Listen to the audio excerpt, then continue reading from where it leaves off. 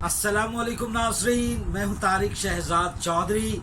تاریخ دولت عثمانیہ کی آج کی نشست یعنی سلطان محمد فاتح کی قسط نمبر 22 کے حصہ نمبر 14 میں آپ کو خوش آمدید کہتے ہیں۔ ناظرین اکرام، ہماری آج کی نشست جو ہے وہ فتح قسطنطنیہ کے اسباب پر گفتگو کا حاصل ہے، اور اس پر ہماری جو عمومی نظر ہے وہ اور جو ہمارا خاص نقطۂ جو ارتباط ہے اور جو مرکز ہے گفتگو کا، وہ ان اسباب کی روشنی میں گفتگو کرنا ہے، چیدہ چیدہ ان محرکات کا ذکر کرنا ہے جس کی وجہ سے فتح قسطنطنیہ ہوئی۔ بڑی ہی تفصیلات کے ساتھ ہم نے اس کے ان معارضات کا ذکر کیا کہ جس طرح سے 1453 میں فتح قسطنطنیہ کا یہ معرکہ اسلام کی ایک تاریخ کا بہت ہی ذرّی باب اور ایک بہت ہی فتوحات کا بڑا دروازہ روشن کرتا ہے، کھولتا ہے۔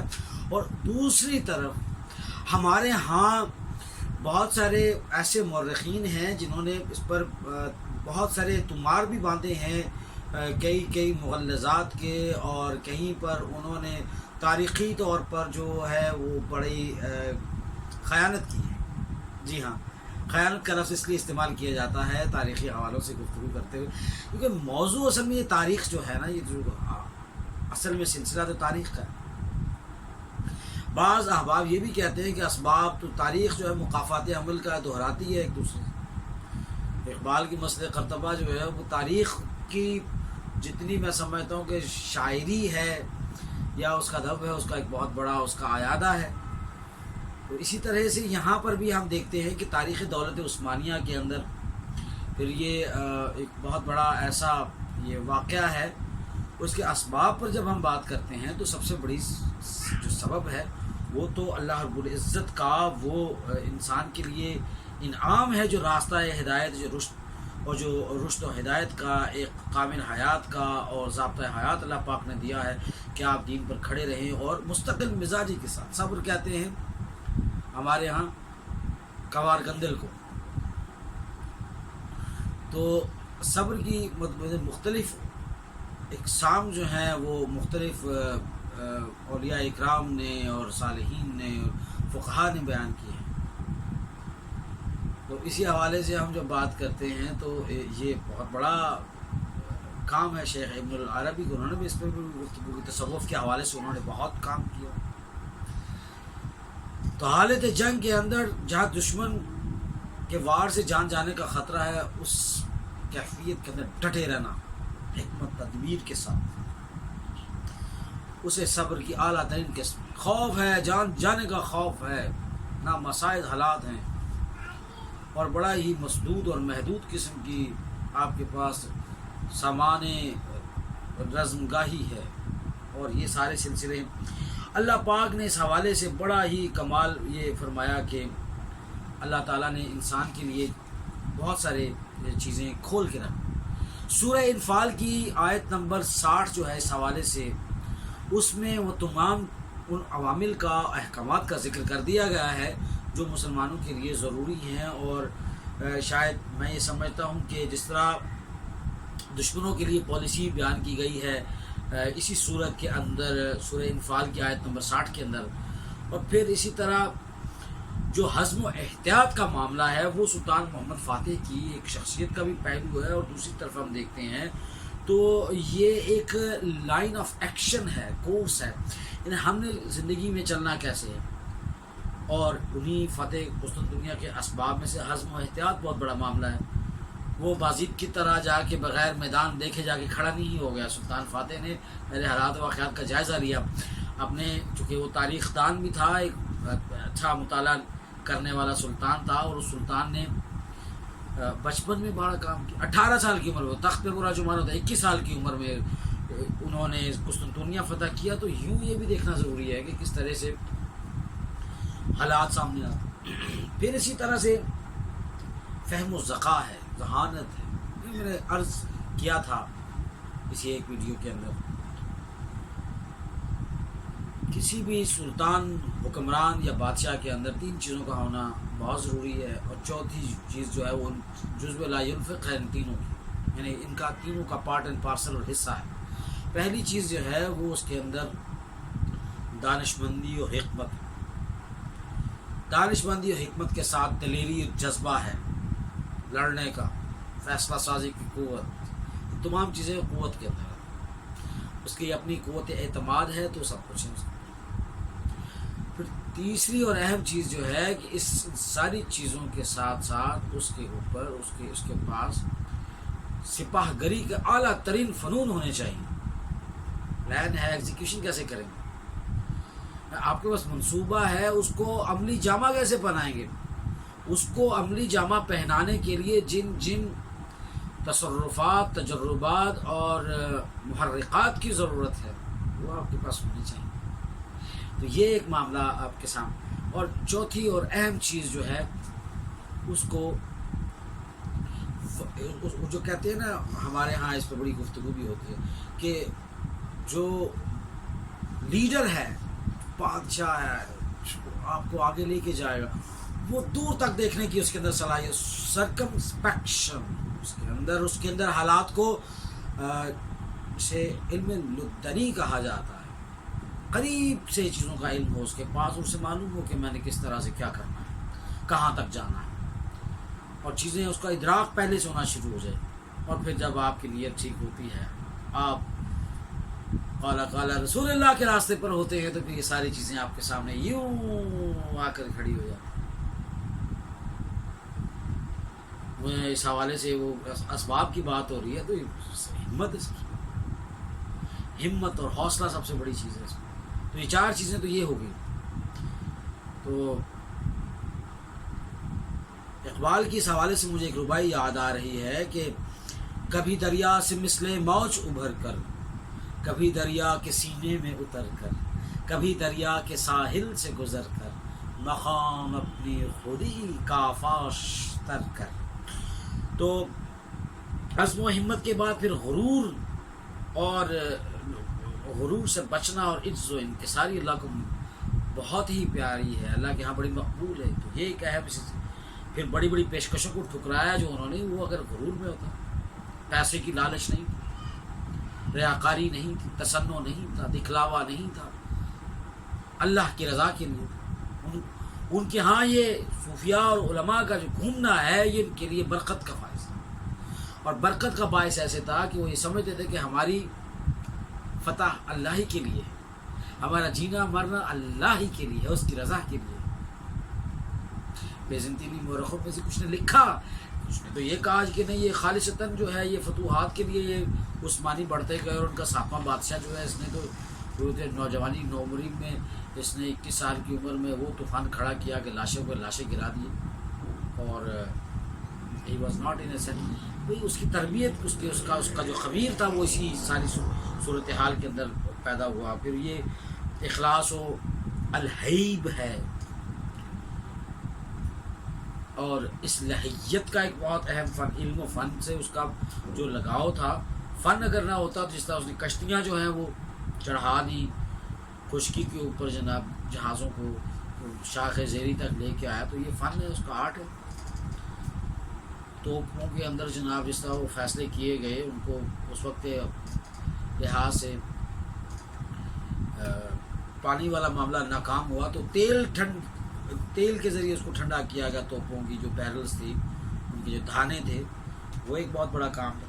پھر مدارس اور انہوں نے جو تعلیم گاہوں کا جو قیام کیا تھا، وہ وہاں سے وہ سپاہ نکلی تھی جنہوں نے شہادت کا جام پینے کے لیے لبریز تھے، اور وہ جناب تشنہ لبی بادہ کشا دیکھ علماء۔ پھر علماء کی قدردانی جس معاشرے کے اندر ہوتی ہے، وہاں سے پھر علم و ہدایت ہوتی ہے۔ میں اس عہد پر کوئی تبصرہ نہیں کرنا چاہتا، لیکن میں یہ ضرور کہتا ہوں کہ انہوں نے چن چن کر استاد رکھے، فوج کے سپاہ کے لیے بھی بہت چنے ہوئے، بڑے چنیدہ، بڑے ہی خنیدہ اور بڑے ہی انتخاب والے منتخب۔ پھر اسی طرح آپ دیکھیے کہ شاعروں اور ادیبوں کی جو قدردانی رہی ہے، وہ ایک بڑا ان کے ہاں اہم اسباب بڑے اہم ہیں۔ ان کے تہذیبی کارناموں کا بھی ذکر میں نے ساتھ میں ضروری سمجھا۔ احمد پاشا اور قاسم پاشا جیسے لوگ جو ہیں، وہ بڑے اعلیٰ درجے کے شاعر تھے سلطان محمد فاتح کے اس دور کے اندر. تو اسباب یہ ہیں کہ پوری سماج جہاں اپنی پورے شد و مت کے ساتھ اور پورے تنتنے کے ساتھ اور پورے جو سماج اور معاشرے کے اہم پہلو ہیں وہ اپنی فطرت کے ساتھ جب زندہ ہوتے ہیں تو تبھی قوم بڑھتی ہے آگے. بیرونی تہذیبیں اپنی گود میں لے کے اور اپنی تہذیب اور روایت کا گلا کاٹ کر اسے بیچ کر ماں بولیوں کو دفن کر کے خلا پیدا کر کے نئی تہذیب کے گہوارے میں کبھی ترقی کے خواب نہیں سوچے جاتے نہ سینچے جاتے ہیں. وہ جو خلا پیدا ہوتا ہے اپنی تہذیب و تمدن اور روایت کے اندر اس کو پورا کرنے کے لیے باہر سے کوئی نہ کوئی اور روایت اٹھ کے آ جاتی ہے اور وہ اس کی جگہ لے لیتی ہے. جیسے ہمارے ہاں دیکھا ہمارے ہاں ایسا ہی ہوا کیونکہ ہماری تہذیب جب گئی تو ہمارا دوپٹہ ہماری خواتین کا دوپٹہ جو ہے وہ سر سے شانے پہ آیا اور شانے سے بیچارہ غائب ہو گیا. اور یہ سرکاری سطح پر پھر یہ روشن خیالی کے نام پر ایک الگ تحریک ہے. تو تحریکوں عرض یہ ہے کہ جو آپ کا روایت آپ کی تہذیب آپ کی جو تمدن ہے جب وہ بڑا بانکا ہوتا ہے بڑا خالص ہوتا ہے اس کے ساتھ یہ ساری چیزیں بڑھتی ہیں. پھر میں قاسم جزری کی جیسے میں نے بات کی تو یہ بہت ہی معروف شاعر تھا سلطان محمد فاتح کے دربار کے اندر. تعمیرات پر بہت کام ہوا تراجم پر بہت کام ہوا ان کے دور میں. تو یہ ترقی ہو رہی تھی تو تبھی یہ ساری چیزیں آگے ان کے دور میں پڑی. 1481 تک بہت کام ہوا اس میں. پھر عربی فارسی لاطینی اور یونانی زبان کے کئی کتب کے ترجمے ہوئے یہاں. اور تعمیرات پر مساجد تعلیمی ادارے بازار اور جو مارکیٹ ہے معاشی طور پر مضبوط ہونے کے لیے چونکہ یہ علاقے سارے سمندری علاقے تھے اور پورٹس تھیں بندرگاہیں تھیں تو معاشی قدر و قیمت اور اس کی جو اہمیت ہے کسی بھی ملک کی ترقی کے لیے اس کا ادراک سلطان محمد فاتح کو بہت تھا. اور ابھی تک یہ اگر لڑ بھی رہے تھے تو یہ خود بھی اس وقت تک معاشی طور پر مضبوط تھے کنگلے نہیں تھے چندوں پہ نہیں چل رہے تھے قرضوں پہ نہیں چل رہے تھے جہاد قرضوں پہ نہیں ہوئی ہے. اتنی بڑی توپیں بنائی گئیں. یہ اوربان نے اتنا بڑا جو کام کیا مہندس جو تھا جس نے یہ توپیں بنائی اس کو پیسے دیے گئے ہر کام کے لیے پیسے دیے گئے. اور اس کے اوپر منصوبہ بندی جو ہے وہ مراد ثانی کے دور سے شروع تھی. قلعہ جو ہے وہ یہاں پہ آپ دیکھیں شاخ زیری کے سامنے اپنا تنگنائے باسفورس کے پاس پہلے سے بنا ہوا تھا. کچھ 660 کلومیٹر کا تقریباً فاصلہ تھا اس کا. پھر اسی طرح سے صنعت و تجارت کا اہتمام جو ہوا اور بری اور بحری فوج کی جو تیاری ہوئی یہ اسباب ہے کہ تیاری ہے آپ کو اندازہ نہیں اور آپ چلے جا رہے ہیں جناب اور آپ چاہ رہے ہیں کہ فتح قسطنطنیہ ہونے جا رہی ہے. نہیں Rome was not built in a day. اور پھر آپ یہ دیکھیے کہ جو بارودی سرنگوں کے حوالے سے اس دور میں یہ کام شروع ہو چکا. پھر جو بڑا اہم کام یہ تھا کہ عدل و انصاف تھا اس وقت. سلطان محمد فاتح کی اس فتح قسطنطنیہ کے پیچھے بھی جو محرکات ہیں اگر سب کو جوڑ دیے ایک کر دیا جائے تو عدل و انصاف. جس معاشرے میں انصاف ختم ہو جاتا ہے عدل ختم ہو جاتا ہے برابری ختم ہو جاتی ہے ترازو کا پلڑا قاضی کے سامنے ایک جیسا نہیں رہتا. غریب کے لیے انصاف کچھ امیر کے لیے انصاف کچھ. دو رنگی چھوڑ یکا یک رنگ ہو جا سراسر موم یا سنگ ہو جا. یعنی آپ نے ایک اگر نظام کو مختلف مدارج میں رکھنا ہے مختلف لوگوں کے لیے مختلف نظام رکھنے ہیں تو پھر آپ کسی ترقی کے خواب کو شرمندہ تعبیر کرنا اور قوم کی نیا جو ہے ڈوبتی ہوئی اس کو کسی پار لگانا یہ بڑے سے بڑے عاقل دانا سلطان محمد فاتح جیسے عظیم لوگوں کے حکمت رکھنے والے لوگوں کے بس کی بات نہیں ہے. نظام کے اوپر یہ ساری چیزیں تھیں.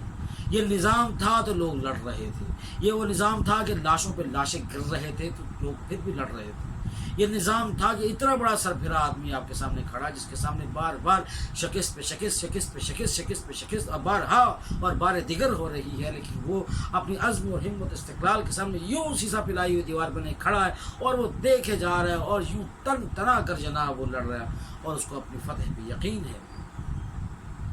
تبھی ہے کہ ایک نظام ہے اور اس نظام کے پروردے جو ہیں، اس نظام کے جو غنچے ہیں، وہ جس طرح ان کو خون سینچ کر ان کو بڑا کیا گیا ہے اور جو اس کے اندر اقدار ہیں وہ اتنی مضبوط ہیں کہ انہیں اتنی آسانی سے شکست نہیں دی جا سکتی۔ نظریہ اگر مضبوط ہو تو اس کے سامنے کھڑا ہونا، اس کے سامنے عہد جنوب کی پاسداری کرنا، وقت کی فرحت انگیزیوں کو بازار میں فروخت کر کے سیکھ کر اور دیوانہ وار مجنون کی طرح اپنے اس عقیدے اور اس نظریے کی حفاظت کرنا، یہ بے شک انہی لوگوں کے مقدر اور حصے میں آتا ہے جن کی تربیت اور جن کی کھٹی جو ہے اور جن کی جو اندر کی جو ساخت ہے وہ اتنی مستحکم ہوتی ہے جتنا ان کا نظریہ۔ اس پر اگر کسی وقت ہمیں مزید اگر تفصیل سے ہم اس پر بات کرنا چاہیں تو ہو سکتی ہے کہ ہمارے اندر اور ظاہر و باطن کے جو ہمارے باطنی و ظاہری اختلافات اور افتخارات جو ہیں اس کے اندر وہ کون سی ایسی کرینہ بند بستیاں ہیں جن کو ہم نے آج تک کسی دریچے میں بھی بیٹھ کے کھولا نہیں اور اپنی فطرت کے ان عمیق پہلو سے کبھی ہم نے ان کو نہ تشتزبام کیا، نہ ان سے ہم عہدہ برا ہوئے، نہ ان سے ملاقات کی۔ وہ ملاقات سلطان محمد فاتح نے کی تو یوں فتح قسطنطنیہ کے اسباب میں یہ بڑا اہم اور بڑا بنیادی معاملہ ہے اور تہذیبی کارنامے آپ کے سامنے میں نے چند جو ہیں وہ مدارس سے لے کے علماء کی قدردانی سے لے کے شاعروں اور ادیبوں کی حوصلہ افزائی اور پھر احمد پاشا اور قاسم جزری شاہ جو پاشا تھا اور تعمیرات کے حوالے سے، صنعت تجارت کے حوالے سے، فنون لطیفہ کے حوالے سے، اور اس کے بعد پھر جو ثقافت ہے، تہذیب ہے، اس کی چھاپ لگتی گئی جہاں جہاں عثمانی گئے سلطان محمد فاتح ان کے پیچھے جو ان کی سلسلہ جو چل رہا تھا، اب اس تہذیب ثقافت اور روایت کی چھاپ لگا کے یہ کام خلیفہ عبدالحکم اول جو تھا فاتح اسپین جنہیں کہا جا سکتا ہے کہ دور میں بھی ایسے تھے، جہاں گئے وہ دمشق کے ماڈلز جا کے انہوں نے بالکل وہاں اس روایت کو جا کے اگلی روایات کے ساتھ تہذیب کے ساتھ ملانے کی کوشش کی اور ایک نیا آرٹ اور کلچر فروغ دیا، خالی چھاپا نہیں لگایا۔ تو اس حوالے سے جیسے میں نے عرض کیا کہ مسجد قرطبہ اس کی ایک بڑی اہم مثال۔ تو آج کی ہماری جو نشست ہے سلطان محمد فاتح کی قسط نمبر 14 کا جو آج کا ہمارا دورہ تھا، جس میں ہم نے فتح قسطنطنیہ کے اسباب پر بڑا تفصیلی ہم نے اظہار خیال کیا۔ ہم انشاءاللہ اگلی قسط کے ساتھ ایک نئے موضوع کے ساتھ اختتامیہ کی طرف بڑھتے ہوئے آگے بڑھیں گے انشاءاللہ، اور ہم یہ جانیں گے کہ یہ فتح قسطنطنیہ کا جو معاملہ ہے یہ کتنا ہی اہم اور اسلامی دنیا کا کتنا ہی روشن باب ہے۔ تب تک کے لیے اجازت دیجیے، اللہ حافظ۔